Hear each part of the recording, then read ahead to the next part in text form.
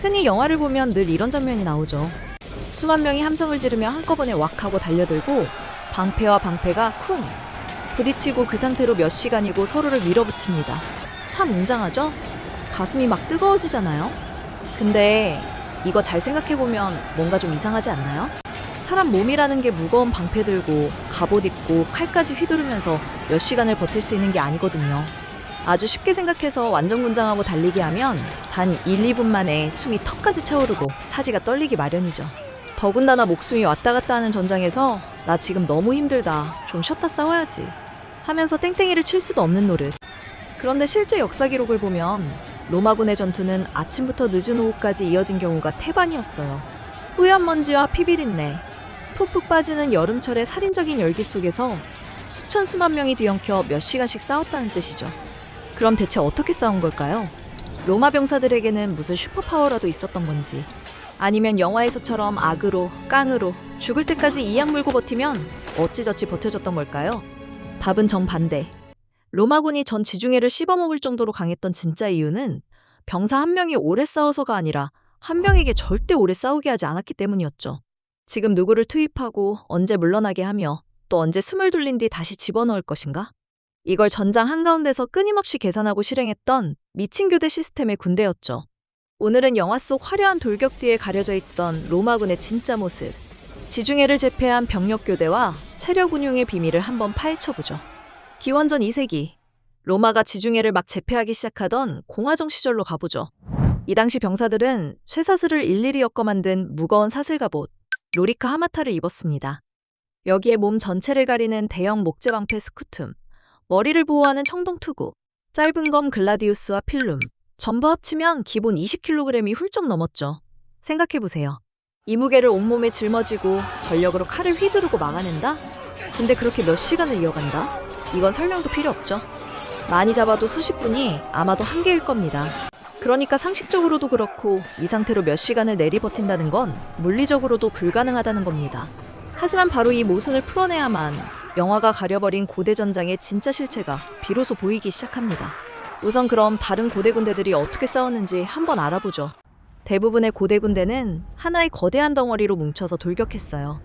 가장 대표적인 게 바로 그 유명한 그리스의 팔랑크스 밀집 진영입니다. 창을 든 병사들이 촘촘하게 밀집해서 하나의 벽처럼 밀어붙이는 방식. 이 방식은 처음 부딪히는 순간의 충격력은 엄청났지만 치명적인 약점이 하나 있었죠. 한번 대형이 앞으로 나가서 부딪히면 그 뒤로는 교체할 방법이 없다는 거예요. 맨 앞줄 병사가 지치면 그냥 그 상태로 계속 싸워야 합니다. 다치거나 쓰러지면 그 자리가 뻥 뚫리고 대형 전체가 무너지기 시작하죠. 결국 이런 군대들의 전투력은 부딪히고 나서 첫 몇 분, 길어야 10몇 분 안에 이미 피크를 찍어버립니다. 그리고 그 뒤로는 체력이 고갈되면서 전투력이 끝도 없이 떨어지기만 했던 거죠. 결국 승부는 누가 먼저 지쳐서 자빠지느냐, 누가 먼저 공포에 질려 도망치느냐를 겨루는 싸움에 가까웠죠. 하지만 로마는 이 구조 자체를 완전히 다르게 설계합니다. 핵심은 하나예요. 전투를 하나의 덩어리가 아니라 여러 겹의 얇은 층으로 쪼갠다는 것. 즉, 로마 공화정 군단은 트리플렉스 아키에스, 즉 카스티, 프린키페스, 트리아리로 이루어진 3중 전열을 기본으로 전투를 치렀습니다. 맨 앞에는 하스타티, 그 뒤에는 프린키페스, 그리고 가장 뒤에는 트리아리가 자리했죠. 그러니까 처음부터 역할이 다르게 설계된 세 겹의 안전장치였던 겁니다. 그런데 여기서 더 중요한 건 이 세 줄이 각각 하나의 길고 단단한 벽처럼 이어져 있지 않았다는 점입니다. 각 전열은 다시 마니플루스라는 소규모 부대로 쪼개졌어요. 마니플루스는 라틴어로 한 줌 혹은 한 다발 정도의 의미를 가진 말. 초기에는 작은 병력 집단을 뜻했지만 공화정 중기에는 로마군의 핵심 전술 단위가 됐죠. 하스타티와 프린키페스의 마니플루스는 보통 약 120명 안팎, 트리아리는 그보다 적은 약 60명 안팎. 다만 시대와 병력 사정에 따라 실제 인원은 달라질 수 있었어요. 중요한 건 정확한 숫자보다 수천 명의 군단을 100여 명 단위의 작은 블록으로 나눴다는 점입니다. 이 마니플루스들은 옆부대와 완전히 붙지 않았고 사이에 일정한 간격을 두고 배치됐죠. 첫 번째 전열에 마니플루스가 놓이면 두 번째 전열의 마니플루스는 그 바로 뒤가 아니라 첫 전열의 빈 공간을 바라보는 위치에 섰죠. 세 번째 전열도 다시 앞선 부대들의 간격을 보완하는 방향으로 배치됐고요. 조금 더 정확하게 표현하면 벽돌을 일자로 쌓은 게 아니라 서로 어긋나게 쌓은 모습에 가까웠죠. 첫째 줄의 부대와 부대 사이에는 빈틈이 있고 둘째 줄의 부대는 그 빈틈 뒤에 놓입니다. 둘째 줄에도 다시 간격이 있으며 셋째 줄이 그 뒤를 받칩니다. 이런 형태를 흔히 체크무늬 대형 혹은 퀼쿵크스식 배치라고 부르죠. 주사위에 숫자 5를 떠올리면 이해하기 쉽습니다. 우선 본격적인 대규모 충돌이 시작되기 전 적을 교란하는 경보병 벨리테스가 전면에 흩어져 있었습니다. 이들은 가벼운 투창과 작은 방패만 든 아주 날랜 친구들로 구성됐는데요. 적군이 웅장하게 돌격해올 때 전선 앞으로 뛰어나가 투창을 날리고 돌을 던지며 적의 진영을 어지럽히는 일종의 게릴라용 교란부대 역할을 담당했죠. 적의 정신을 쏙 빼놓은 벨리테스가 잽싸게 대열 뒤로 빠져나가면 마침내 정돈된 로마의 삼중전열이 그 모습을 드러내는 구조. 먼저 맨 앞줄에서는 하스타티. 이들은 비교적 젊고 재산도 전투 경험도 아직은 살짝 적은 병사들. 그렇다고 절대 아무나 데려다 놓은 동네 신병부대는 아니었어요. 왜냐? 군단의 첫 번째 멸망전 충돌을 온몸으로 받아내는 자리가 바로 여기거든요. 날아오는 적의 투창과 짐승처럼 밀려드는 돌격을 맨몸으로 받아내고 전투 극초반에 미친 듯한 혼란을 악으로 깡으로 견뎌내야 하는 가장 피 터지는 자리. 이 하스타티 부대가 최초로 적과 충돌합니다. 그렇다고 본인들이 무너질 때까지 버티는 게 아니에요. 몇 분간 격렬하게 싸운 뒤 지치기 시작하는 시점에 신호가 떨어지면 앞줄 병사들이 그 간격 사이로 빠져나갔죠. 그리고 바로 뒤에 있던 프린키페스가 그 빈틈을 메우며 앞으로 나서죠. 이들은 나이로 보나 체력으로 보나 전투 경험으로 보나 가장 피크에 오른 그야말로 로마 군단의 진짜 실세이자 주력. 하스타티가 적의 첫 폭풍 같은 충격을 막아내고 투창을 빼앗고 적의 대형을 어느 정도 누더기로 만들어 놓으면 바로 이 프린키페스가 묵직하게 걸어나가 다음 단계의 진짜 도살전을 이어받는 구조였던 거죠. 뒤로 빠진 병사들은 물러나 숨을 고르고 물을 마시고 대열을 정비할 시간을 벌고요. 그렇게 교대한 팔팔한 새병력이 적과 맞붙는 거죠. 상대 입장에서는 정말 당황스러운 상황.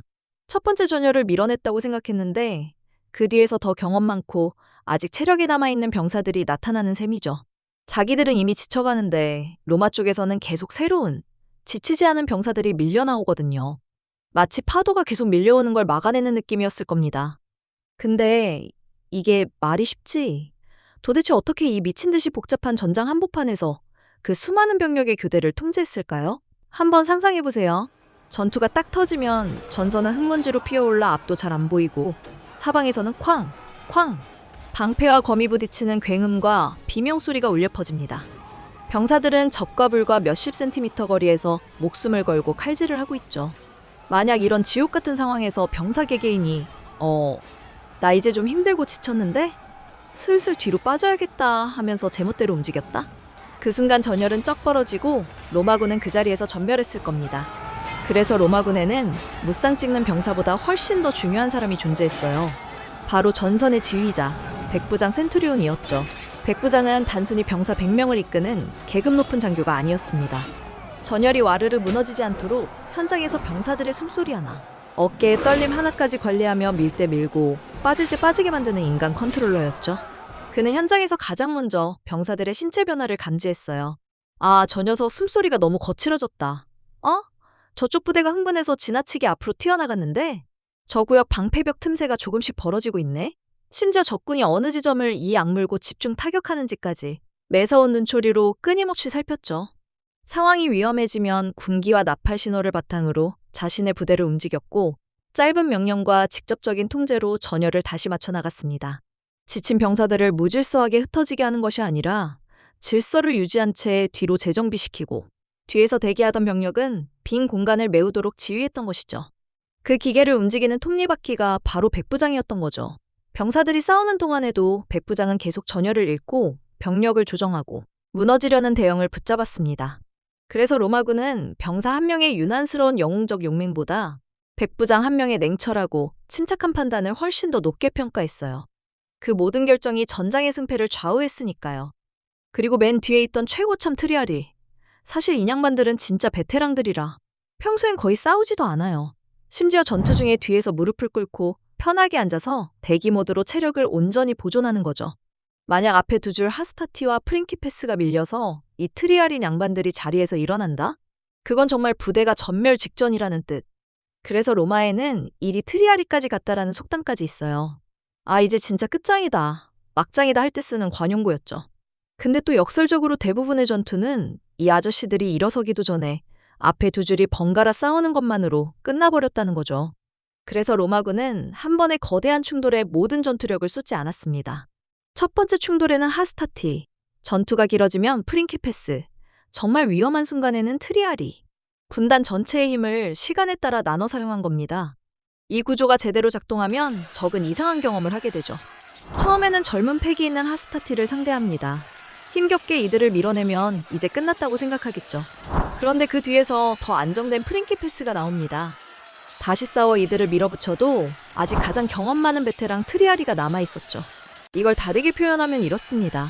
다른 군대들이 전투를 단거리 전력 질주처럼 치렀다면 로마는 전투를 계주처럼 치렀던 거예요.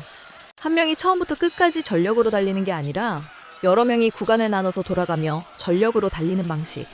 개개인은 몇 분씩만 최고 강도로 싸우고 물러나지만 팀 전체로 보면 몇 시간이고 지치지 않는 전투력을 유지할 수 있었던 거죠. 이 시스템 자체가 진짜 무기였던 거예요.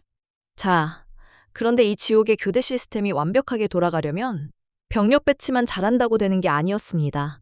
병사들이 손에 쥐고 있던 무기체계 역시 이 시스템에 완벽하게 맞춰져 있어야 했죠. 그 대표적인 세트 상품이 바로 로마군의 상징인 대형 방패 스쿠툼과 짧은 단검 글라디우스의 조합. 로마 병사는 이 커다란 사각형 방패 스쿠툼 뒤에 상체를 쏙 숨긴 채 날아오는 투창과 적의 칼날을 받아냈습니다. 그리고 적이 숨이 턱까지 차올라 코앞까지 바짝 붙으면 방패의 넓은 면과 세로 된 중앙 튀어나온 부분으로 적을 쿵 하고 강하게 밀쳐내어 상대의 균형을 무너뜨렸죠. 그리고 바로 그 찰나의 순간 글라디우스가 튀어나옵니다. 이 칼은 밀집해 있는 병사들 사이에서도 아주 자유롭게 쓸 수 있도록 비교적 짧고 날카롭게 만들어졌는데요. 방패 옆이나 아래쪽에 아주 좁은 틈새로 뱀처럼 빠르고 정교하게 찔러넣기에 최적화되어 있었죠. 그러니까 로마 병사는 영화처럼 화려하게 적의 칼을 챙챙 튕겨내고 돌려차기를 날리는 일 따위는 현실에 전혀 없었다는 거죠. 칼을 크게 휘두르거나 동작이 커지면 금방 지칠 뿐만 아니라 자칫하면 옆에 있는 동료까지 베게 되니까요. 그저 방패 뒤에 단단히 몸을 숨긴 채 적의 복부, 옆구리, 허벅지처럼 갑옷이나 방패로 가려지지 않은 틈새를 향해 짧고 굵게 팍 찌르고 곧바로 검을 쏙 회수하며 끝.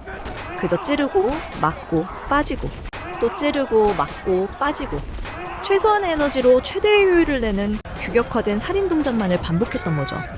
결국 전쟁에서 가장 위험한 군대는 한순간 가장 강한 군대가 아닙니다. 마지막 순간에도 아직 싸울 힘을 남겨둔 군대죠.